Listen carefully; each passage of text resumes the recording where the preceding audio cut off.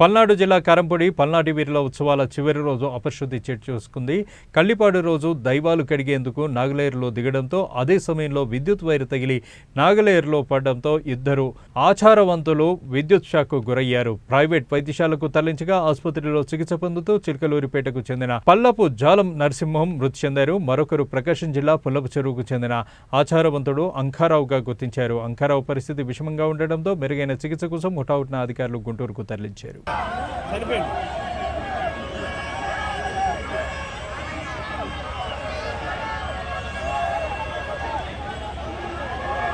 ఎంతమంది ఉండరు?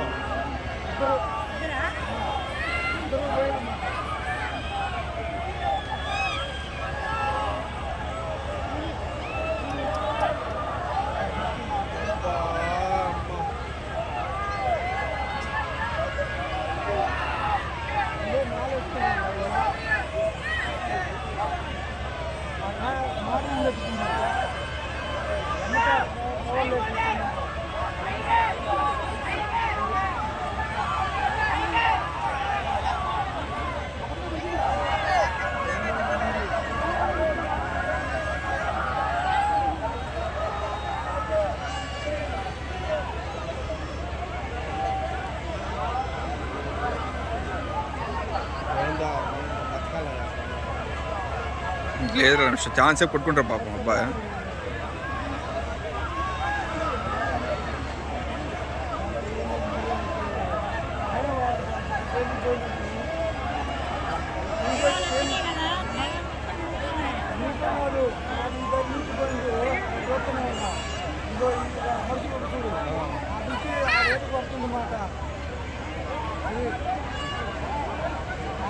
మొత్తం మునిగారు నీళ్ళు పోసుకుంటారు కవర్లో తమ్మంటారు వాళ్ళు పైకి ఇచ్చారు మరి ఆన్న దిగి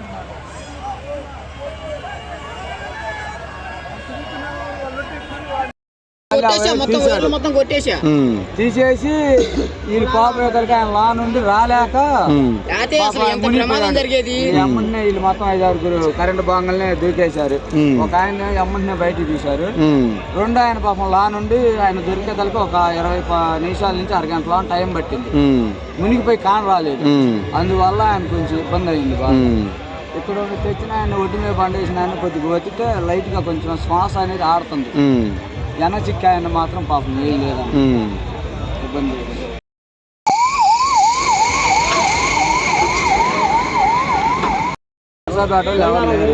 బంగారం అన్నారన్న ఎంతమంది ఉన్నారని చెప్పేసి ఇద్దరేలే ఇద్దరికి ఎటువంటి ఇబ్బంది అయితే ఉండదు. నుంచి వస్తున్నా నేను అటు నుంచి వస్తుంటే వైరు తెగిపడింది. వైరు తెగిపడిన తర్వాత అటు చూస్తేనేమో చాలా మంది ఉన్నారు నీళ్ళల్లో.